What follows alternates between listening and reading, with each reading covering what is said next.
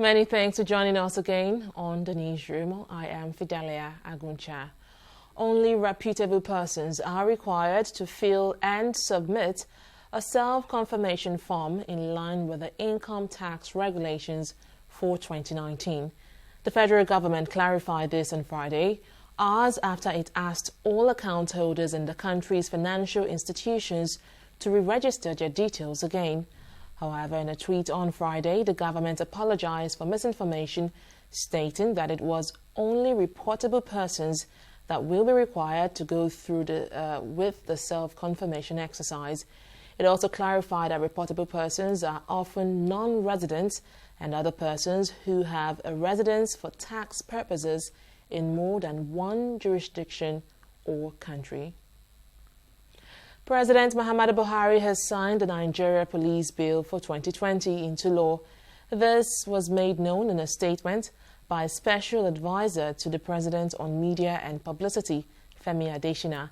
According to Adesina, the Act repeals the Police Act of 2004 and provides for a more effective and well-organized police force driven by the principles of transparency and accountability in its operations and management of its resources.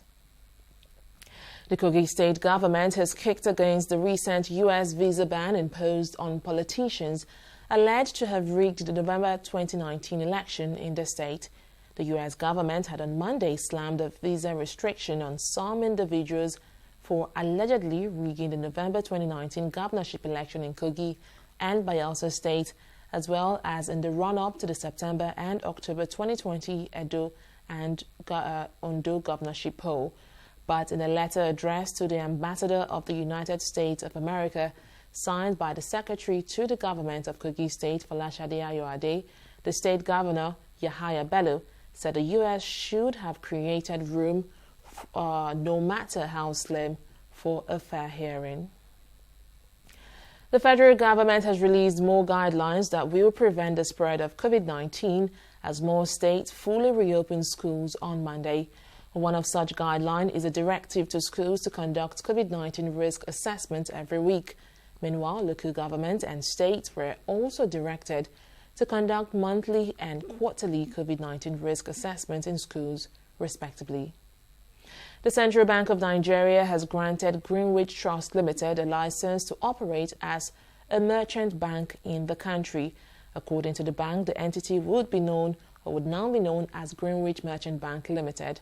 This license allows Greenwich Merchant Bank to upscale and offer such diverse services as corporate banking, investment banking, financial advisory services, security dealings, treasury, wealth and asset management, making it possible to provide increased value to stakeholders beyond its previous scope. As of the end of 2019, there were only 5 merchant banks in Nigeria. Somalia's President Abdullahi Mohammed has appointed a new prime minister hours after brokering an agreement with regional leaders for elections next year that abandons a promised one-person, one-vote model. Mohammed's office announced the appointment of Mohammed Hussein Robo, a Swedish-trained civil engineer, on Thursday evening, and wished him to take duties and tasks ahead with diligence. Hussein will be filling a vacancy left when former Premier Hassan Ali Karer was removed by Parliament in July for failing to pave the way for fully democratic elections due before February 2021. Nigeria striker Diolan Raju has joined Turkish Super League side Sivasspor on a season-long loan from Ukraine's club Shakhtar Donetsk. The striker, who scored 10 goals and provided 6 assists in 27 league games for Turkish side Gaziantep in the 2019-2020 season, completed the signing on Thursday. Meanwhile, the Nigerian is hoping to make his debut for the club when they visit Erzurumspor in a Turkish Super League fixture on Sunday. And that's the latest from the newsroom at this time. Many thanks for watching.